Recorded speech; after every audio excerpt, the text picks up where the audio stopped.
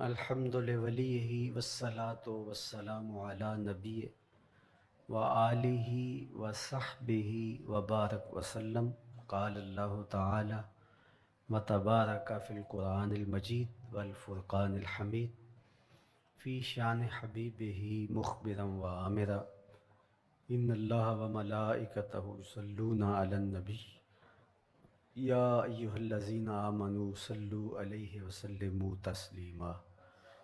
اللہم صلی علی سیدنا و مولانا محمد معدن الجود والکرم صلاۃ و سلاما علیک یا سیدی یا رسول اللہ وعلی آلک و اصحابک یا حبیب اللہ۔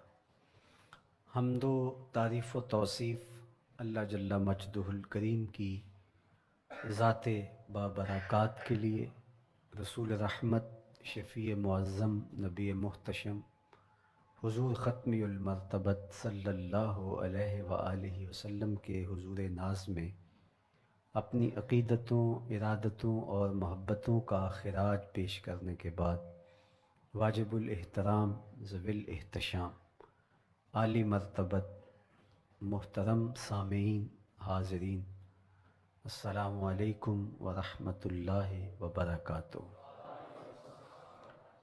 شعبان المعظم کے مبارک دن بڑی تیزی کے ساتھ گزر رہے ہیں، اور یہ وہ مبارک مہینہ ہے جس میں انوار اترتے ہیں۔ ام المومنین سیدہ عائشہ رضی اللہ تعالی عنہا فرماتی ہیں کہ حضور علیہ السلام کو رمضان المبارک کے بعد سب سے زیادہ روزے شعبان المعظم میں رکھتے ہوئے دیکھا ہے۔ ماہ شعبان میں رمضان المبارک کا شدت سے انتظار کرنا، اس کی ہمیں ترغیب دی گئی ہے، بلکہ رجب کا چاند طلوع ہوتے ہی یہ دعا مانگا کرتے تھے میرے اور آپ کے آقا و مولا کہ اللہ ہمیں شعبان تک اور پھر رمضان المبارک تک پہنچا دے۔ اس مہینے کا آنے والے موسم نور کا استقبال کرنا، اس کے شوق میں بے تابیوں کا اظہار کرنا، یہ اللہ جل شانہ کے ساتھ محبت کی علامت ہے۔ شعبان المعظم کے دن گن گن کے گزارے جائیں کہ اتنے دن رہ گئے ہیں رمضان المبارک میں، اب اتنے دن رہ گئے ہیں رمضان المبارک میں۔ انسانی ذہن میں یہ سوال پیدا ہو سکتا ہے کہ متعینہ وقت پر تو اس مہینے نے آنا ہی ہے، اور اگر زندگی موجود رہی تو اس کو پا ہی لیں گے، تو اس شدت سے انتظار کرنے کا کیا مطلب؟ تو اس کا جواب یہ ہے، بیرون ملک سے کسی کے بزرگ نے، والد نے یا کسی کے بیٹے نے آنا ہو تو وہ 2 ماہ قبل ہی آنکھیں فرش راہ کیے ہوتے ہیں اور گن گن کے دن گزار رہے ہوتے ہیں، اور جو ہی لمحے قریب آتے ہیں تو پھر گھڑیاں اور ساعتیں بھی گنی جاتی ہیں،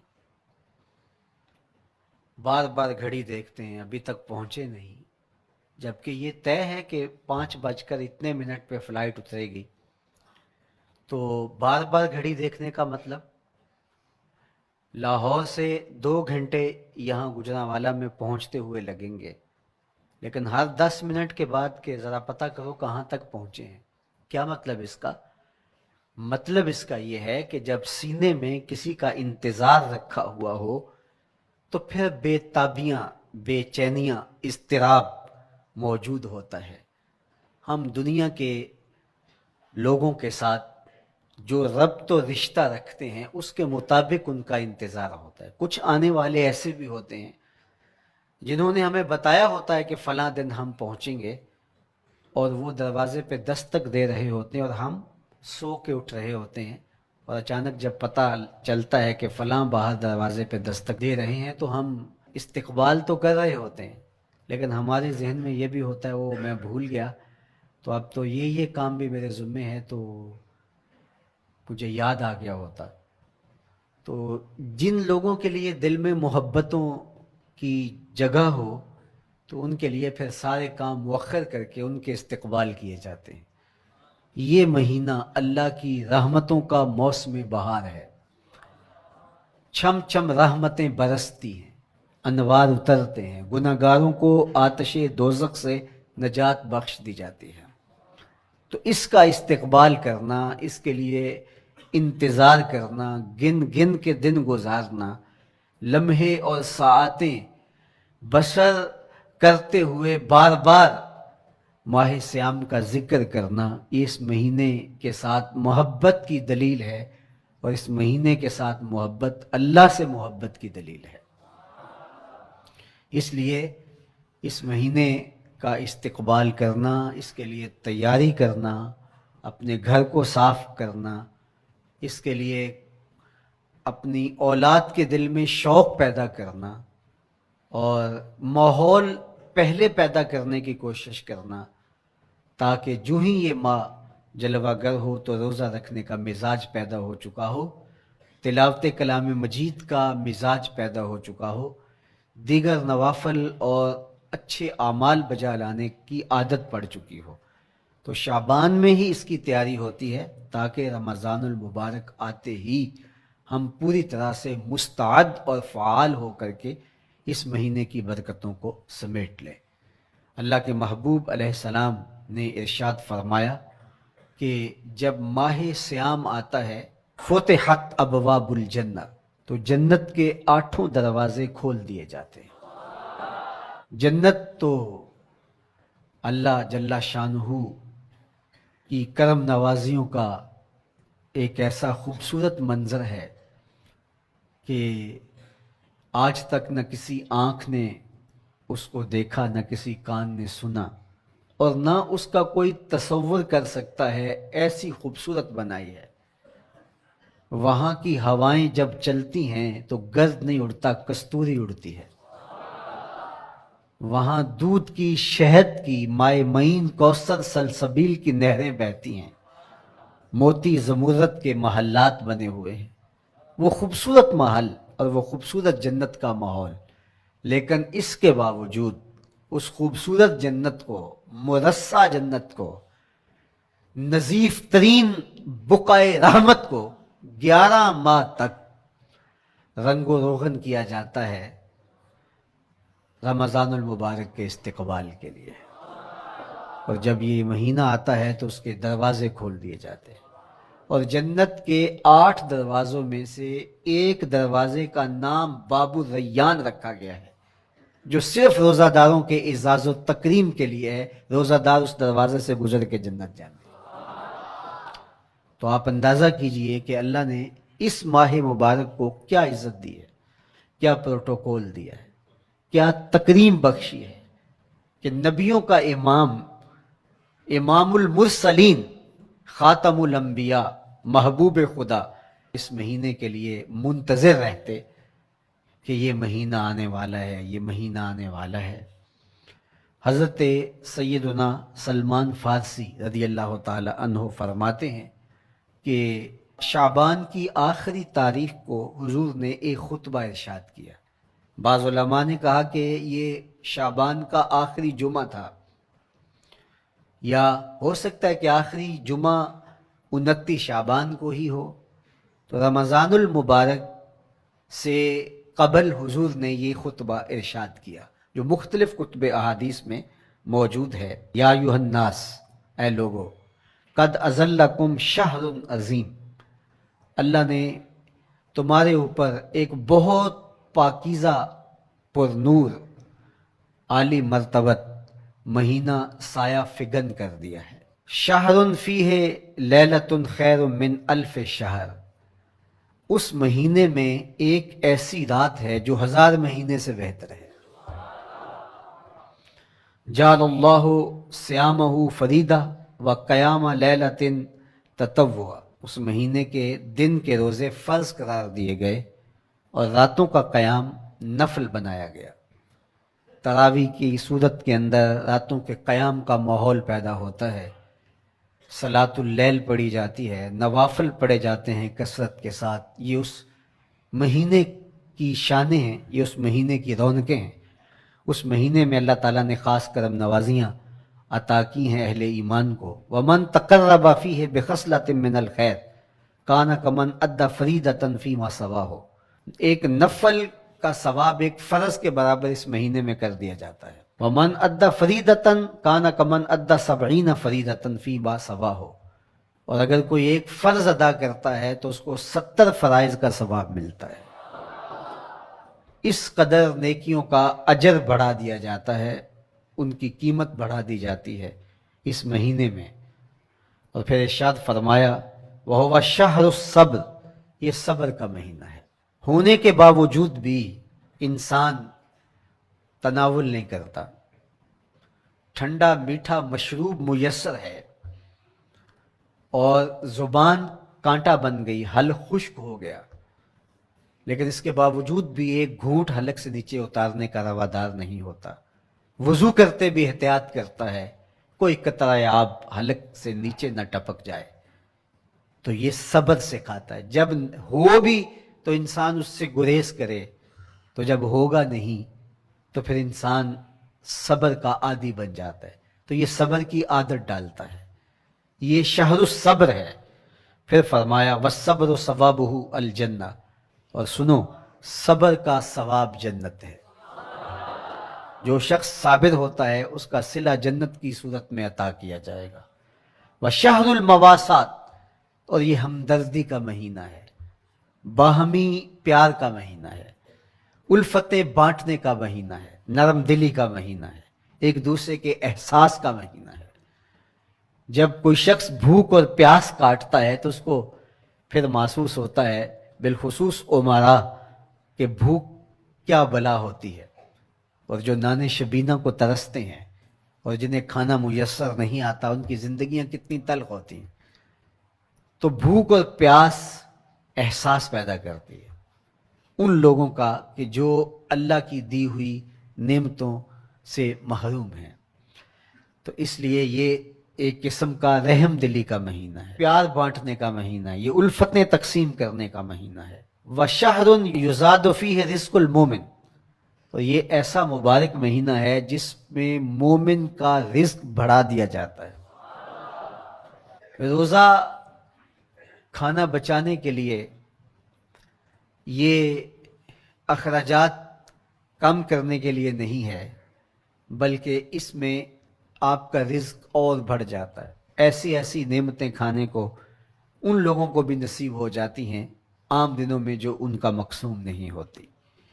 دسترخوان لگتے ہیں، افطاریاں ہوتی ہیں، سحری کے لمحات ہوتے ہیں، کوئی کسی کو ویسے کھانا کھلائے تو اس دسترخوان پہ کھانے کے لیے آنا اس کا اور رنگ ہوتا ہے۔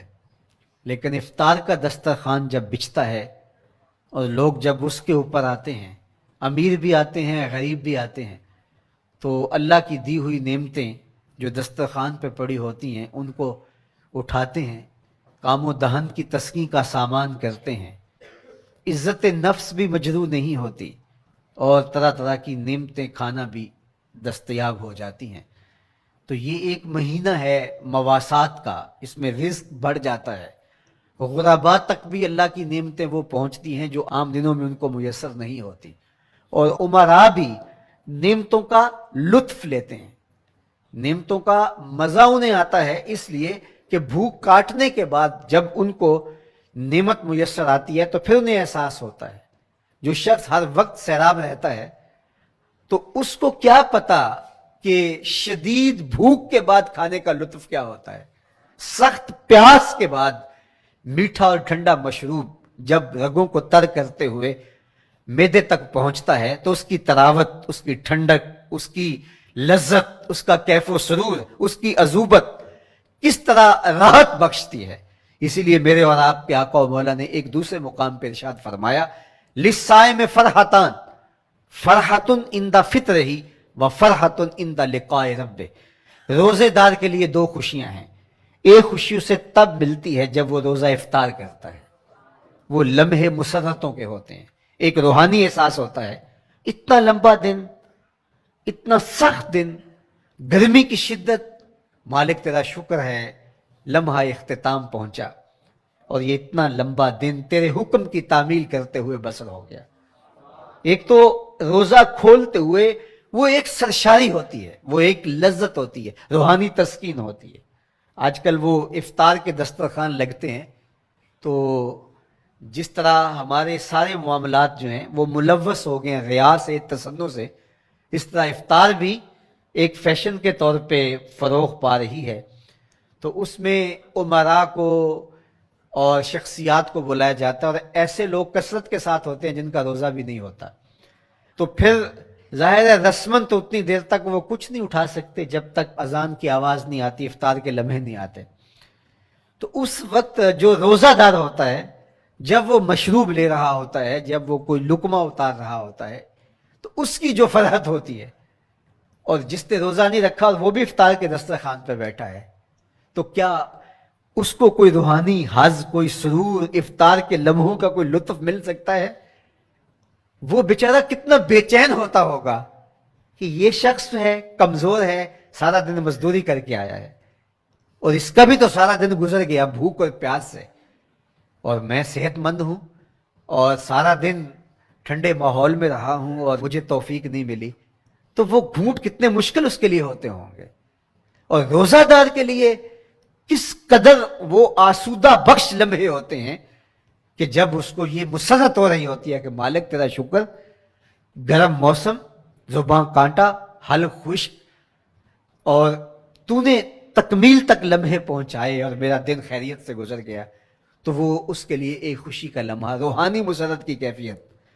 اور دوسری کہ جب وہ ٹھنڈا اور میٹھا مشروب، سارے دن کی سوکھی ہوئی زبان اور خشک حلق، اور انسان کی جو ہے وہ رگیں بھی، انتڑیاں بھی خشک ہو چکی ہوتی ہیں، تو ٹھنڈا اور میٹھا مشروب جب انسان کے معدے کی طرف بڑھ رہا ہوتا ہے، زبان بولے نہ بولے، ایک ایک رواں اللہ کی حمد بول رہا ہوتا ہے، اور تشکر انسان کے رگو ریشہ سے ادا ہو رہا ہوتا ہے، اور اس کی کیفیت، اس کی سرشاریاں، اس کی لذتیں وہ دیکھنے کی ہوتی ہیں. تو کہا لسائے میں فرحتان، روزے دار کو تو ایک فرحت اس وقت ملتی ہے اندہ فطر ہی جب وہ روزہ کھولتا ہے، روحانی فرحت بھی، جسمانی فرحت بھی. وَفَرْحَةٌ عِنْدَ لِقَاءِ رَبِّهِ، اور دوسری فرحت اور دوسری خوشی اسے تب ملے گی جب اس روزے کے صلے میں اللہ تعالیٰ اپنے رخ انور سے پردہ اٹھا دے گا اور روزہ دار کو اپنے دیدار کی دولت عطا کرے گا. تو وہ پھر منظر دیکھنے والا ہوگا، روزہ دار کی آنکھیں ٹھنڈی ہو جائیں گی. اصل افطار تو وہ ہوگی نا، اللہ اکبر، اصل تو شربت دیدار ملے گا جو روح کی پیاس بجھا دے گا، جو من کی بھوک مٹا دے گا. تو کہا لسائے میں فرحتان، فرحتن عند فطرہ و فرحتن عند لقاء ربہ. روزہ دار کے لیے دو خوشیاں ہیں. ایک خوشی وہ ہے جب اس کے جسم کی پیاس بجھتی ہے، اور ایک خوشی تب ملے گی جب روح کی بھوک مٹے گی، جب من کی پیاس بجھے گی، اور پھر وہ سرشاریوں کے عالم میں دیکھتا ہی چلا جائے گا، اور وہ سیراب ہی نہیں ہو پائے گا کہ میں ان دو آنکھوں سے دیکھ رہا ہوں، کاش کے لو لو دے مڈ لک لک چشمہ، ایک کھولا تے ایک کجا ہوں. وہ اس آرزو میں ہوگا کہ میرا رواں رواں آنکھ بن جائے اور میں اس دیدار سے فیضیاب ہوتا چلا جاؤں. تو وہ کیا لمحے ہوں گے، وہ کیا گھڑیاں ہوں گی، وہ کیا ساعتیں ہوں گی. کوئی لفظ نہیں ہے جن لفظوں میں ان حقیقتوں کو بیان کیا جا سکے، اس لیے کہ وہ منظر ہی وراء الورا ہوگا. تو روزہ دار کو فرحت ملتی ہے جب وہ روزہ کھولتا ہے. فرمایا وَشَهْرٌ يُزَادُ فِيهِ رِزْقُ الْمُؤْمِنِ، اس میں مومن کا رزق بڑھا دیا جاتا ہے. وَمَنْ فَطَّرَ فِيهِ صَائِمًا كَانَ مَغْفِرَةً لِذُنُوبِهِ، جس نے روزہ دار کا روزہ افطار کروایا. اللہ کے محبوب فرماتے ہیں کہ ایک تو خود روزہ رکھا، اور دوسری سعادت یہ ہے کہ ماہ سیام میں روزہ دار کا روزہ افطار کروایا. آپ شریعت بیضا کو بنظر عمیق مطالعہ کر کے دیکھیں. ماہ سیام میں بہت زیادہ اس بات پہ زور دیا گیا ہے کہ روزہ افطار کرواؤ. اپنے گھر میں بیٹھ کر کے روزہ افطار کر لینا یہ بھی سعادت مندی ہے، روزہ نصیب ہو جائے. لیکن اس بات پہ بہت زور دیا گیا ہے ماہ سیام میں کہ ایک ماحول پیدا ہو، لوگوں کو افطار کروائیں تاکہ تمام لوگوں تک اللہ تعالیٰ کی نعمتیں پہنچیں اور لوگوں تک جو ہے وہ رمضان المبارک کی برکتیں پہنچے. تو ارشاد فرمایا ومن فطر فیہ صائما، جس نے روزے دار کا روزہ افطار کروایا، کانا مغفرۃ لذنوبہ، تو وہ افطار کروانے والوں کے گناہوں کی بخشش کا ذریعہ بن جائے گا. یہ افطاری گناہوں کی مغفرت کا سبب بن جائے گی. وَعِتْقَ رَقْبَتِهِ مِنَ النَّارِ، اور آتش دوزخ سے گردن کی آزادی کا مجدہ جاں فضا بن جائے گا یہ امر کہ اس نے کسی کا روزہ افطار کروایا. وَقَانَ لَهُ مِثْلُ وَجْرِهِ مِنْ غَيْرِ أَنْ يَنْقُصَ مِنْ أَجْرِهِ شَيْءٌ، اور روزہ افطار کروانے والے کو روزہ رکھنے والے جتنا اجر ہی دیا جائے گا، لیکن روزہ رکھنے والے کے اجر میں بھی کوئی کمی نہیں واقع ہوگی. جتنا اس نے سارے دن کی بھوک اور پیاس کاٹ کر کے تکلیف اٹھا کر کے روزہ رکھا، جس نے شام کو اس کو افطار کر دیا اتنا ہی ثواب اس کو عطا کر دیا جائے گا، اس کا اجر کم کیے بغیر. اللہ اکبر! یہ امت کے لیے اللہ نے کیا پیکج دیا ہے، کیا کرم نوازیاں ہیں اس امت کے لیے. آقا کریم نے ارشاد فرمایا ایک شخص صبح سے لے کے ظہر تک مزدوری کرتا ہے، اس کو 1 قیراط دیا جاتا ہے، اور ایک شخص ظہر سے لے کر عصر تک مزدوری کرتا ہے، اس کو بھی 1 قیراط دیا جاتا ہے، اور ایک عصر سے لے کر مغرب تک مزدوری کرتا ہے، اس کو 2 قیراط دیے جاتے ہیں. فرمایا پہلی مثال یہود کی ہے، دوسری مثال نصارہ کی ہے، اور تیسری مثال میری امت کی ہے. یہودیوں نے اور عیسائیوں نے اس پہ اعتراض کیا کہ ہمارا اجر کیوں تھوڑا ہے، تو میرے اور آپ کے آقا و مولا نے فرمایا تمہارا تھوڑا نہیں، ہمارا زیادہ ہے. آج کل اگر 1000 روپیہ مزدوری چلتی ہو مزدور کی، تو کوئی شخص صبح سے شام تک ایک شخص سے مزدوری کروائے اور 1000 روپیہ دے دے، اور دوپہر کو اڈے سے جا کے ایک مزدور اور لے آئے، شام کو اس کو بھی 1000 روپیہ دے آئے، اور ایک شخص کو عصر کے وقت لائے اس کو 2000 روپیہ دے دے، تو 1000 والا کہے کہ میرے سے زیادتی ہوئی ہے، تو اس سے زیادتی تو نہیں ہوئی، اسے تو پوری مزدوری دی گئی ہے. اب اس پہ مہربانی ہوئی ہے، اس پہ رحمت ہوئی ہے. تو کہا یہود اور نصارہ کی یہ مثال ہے، ایک صبح سے ظہر تک مزدوری کرے اس کو 1 قیراط، ایک ظہر سے عصر تک مزدوری کرے اس کو بھی 1 قیراط، اور تیسرا بہت تھوڑا وقت عصر سے مغرب تک مزدوری کرے اس کو 2 قیراط. کہا یہ امت محمدیہ علی صاحب الصلوات کو دیا گیا نور ہے.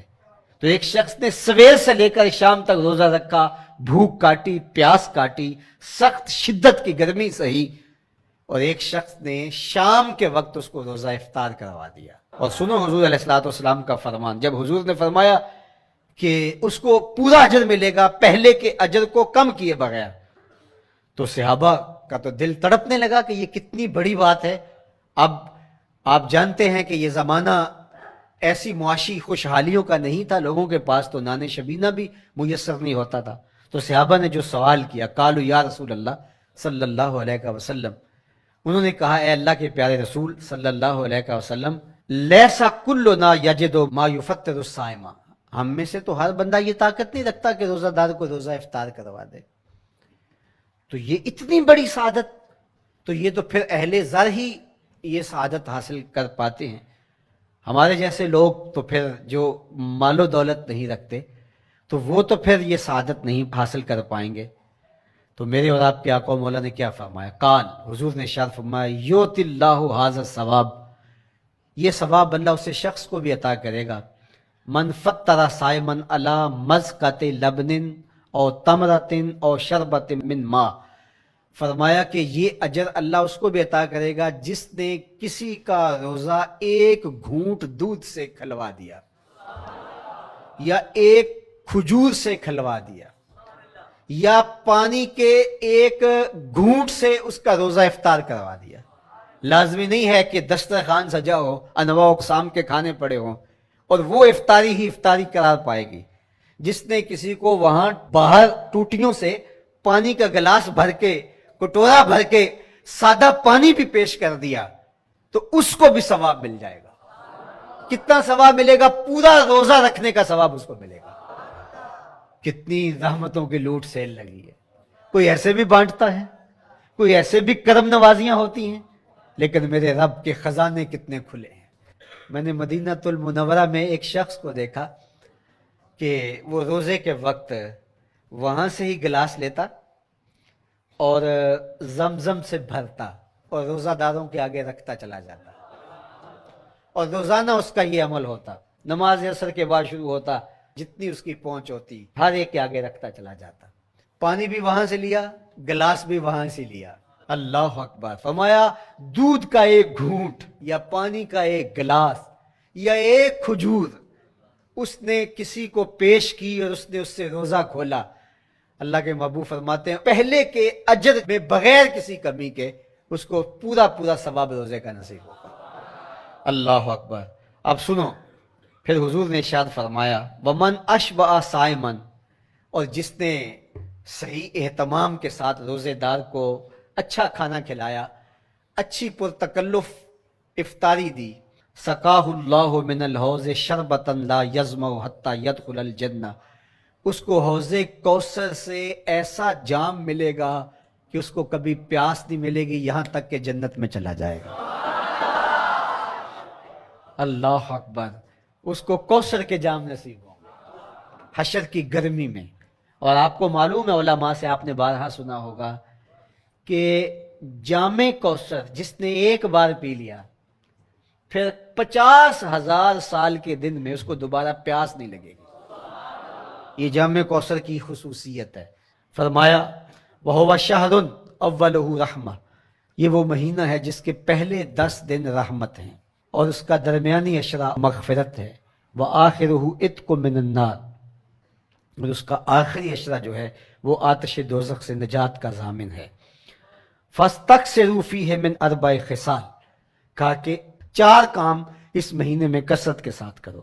خصلتان ترضون بہما ربکم، 2 کام تو وہ ہے جس سے تم اپنے رب کو راضی کرو گے۔ وخصلتان لا غنا بکم عنہما، اور 2 کام ایسے ہیں کہ ان سے بے نیاز نہیں ہو سکتے تو وہ تمہیں کرنے پڑیں گے۔ اما الخصلتان اللتان ترضون بہما ربکم، وہ 2 خصلتیں، 2 کام جن کے ذریعے سے تم اپنے رب کو راضی کر سکو۔ فشہادت اللہ الہ الا اللہ، وہ گواہی دینا ہے لا الہ الا اللہ۔ وتستغفرونہ، اور تم کثرت سے استغفار کرو، اللہ سے بخشش مانگو۔ یہ 2 کام تم نے کرنے ہیں۔ وَأَمَّا الْخَصْلَتَانِ اللَّتَانِ لَا غِنَىٰ بِكُمْ عَنْهُمَا، اور وہ چیزیں جن بغیر تمہیں چارہ نہیں ہے۔ فَتَسْأَلُونَ الْجَنَّةَ وَتَعُوذُونَ مِنَ النَّارِ، اللہ سے جنت طلب کرو اور دوزخ سے پناہ مانگو۔ تو یہ 2 کام جو تمہاری ضرورت ہے تم اس مہینے میں کثرت کے ساتھ کرو۔ تو یہ مہینہ رحمتوں کی لوٹ سیل کا مہینہ ہے، یہ کرم نوازیوں کے امڑتے ہوئے دھارے ہیں، یہ سیل رحمت ہے جو کہ من کی سیرابی کا سبب اور ذریعہ ہے۔ خوش نصیب ہیں جو ماہ صیام کو خوبصورتی کے ساتھ بسر کرتے ہیں، اس کے آنے سے پہلے استقبال کرتے ہیں، گھروں میں صفائی کریں، اہتمام کریں، مساجد میں اہتمام کریں، تاکہ بچوں میں یہ شوق پیدا ہو کہ ماہ صیام آ رہا ہے۔ جب ہم بچے تھے تو ہمارے والدین رمضان المبارک سے قبل ہی رمضان المبارک کی تیاریاں شروع کر دیا کرتے تھے۔ اس وقت گھر میں شربت تیار ہوا کرتے تھے گڑ کے، اور وہ پہلے ہی مائیں گھر میں تیاری کرنا شروع کر دیا کرتی تھی۔ ایک شوق پیدا کرنا مقصود ہوتا ہے۔ تو کچھ چیزیں ایسی ہیں کہ آرڈر لکھیں اور 1 سیکنڈ میں گھر پہنچ جائے، لیکن کچھ چیزیں یہ جو ہے وہ تیار کرنی چاہیے، شوق پیدا ہو گھروں کے اندر۔ ماؤں کو چاہیے کہ افطاری کو اہتمام کے ساتھ تیار کریں تاکہ بچوں کو شوق پیدا ہو اور یہ ایک ماحول پیدا ہو، قرآن مجید کی تلاوت کا ماحول پیدا ہو، جاگنے سونے کے جو ہے وہ شیڈول مرتب کیے جائیں، مساجد کی آبادی کا سامان کیا جائے۔ پچھلے سال تو بڑا اداس رمضان گزرا، اس لیے کہ کرونا کے حوالے سے جس طرح ملکی حالات تھے وہ آپ کے سامنے تھے۔ اس مرتبہ الحمدللہ اس طرح کے حالات نہیں ہوں گے، کچھ SOPs کو آپ کو فالو کرنا ہوگا، لیکن مسجدوں کی انشاءاللہ رونقیں بحال رہیں گی، اور صلاۃ التراویح اور سحر و افطار کے لمحے، نوافل، تسبیحات، اذکار، نمازوں میں 5 گانہ حاضریاں، یہ کیسا خوبصورت ماحول ہوتا ہے، رحمتیں برس رہی ہوتی ہیں، انوار اتر رہے ہوتے ہیں، اور وہ کیا خوبصورت لمحے ہوتے ہیں اور کیا گھڑیاں ہوتی ہیں۔ انشاءاللہ امسال مرکز مصطفیٰ کے اندر صلاۃ التراویح کے لیے خاص طور پہ ہم اہتمام کر رہے ہیں۔ میری آرزو تھی کہ جب مرکز کی تکمیل ہو تو پھر رمضان المبارک کا اہتمام کے ساتھ جو ہے وہ ہم انتظام و انصرام کیا کریں گے، چونکہ اس سے قبل بہت سارے تعمیراتی کاموں کی وجہ سے ہم الجھے رہتے تھے، لیکن اللہ کے فضل سے اب مرحلہ اول کی تکمیل ہو گئی اور مرحلہ ثانی کی طرف ہم بڑھنے والے ہیں۔ تو اس رمضان المبارک کے اندر ہمارے لیے بیٹھنے کی جگہ، خواتین کے لیے انتظام، افطار کے لیے، سحر کے لیے، دوستوں کے لیے انشاءاللہ خوبصورت اہتمام ہوگا۔ بہت اچھے قاری قرآن جو ہے وہ صلاۃ التراویح پڑھائیں گے، تو وہ میٹھے اور دل آویز لہجے اور مرکز کا ماحول، انشاءاللہ ذکر و فکر کے حلقے بھی ہوں گے، دروس قرآن کے حلقے بھی ہوں گے، تو ایک ماحول انشاءاللہ پیدا ہو، اور انشاءاللہ میں بھی آپ کے ساتھ ماہ صیام میں موجود رہوں گا، افطار کے لمحوں میں بھی، سحر کے لمحوں میں بھی، تراویح میں بھی، نمازوں میں بھی انشاءاللہ، اور پھر جب ہم ہوں گے تو ماہ صیام ہوگا، رحمت کی گھڑیاں ہوں گی، اترتے ہوئے انوار ہوں گے، محبتوں کا ہجوم ہوگا، افطار کے میلے ہوں گے، سحری کے خوشگوار لمحے ہوں گے، قرآن کی دل نواز صدائیں ہوں گی، اور مرکز مصطفیٰ کا نورانی پرکیف سرمدی ماحول ہوگا۔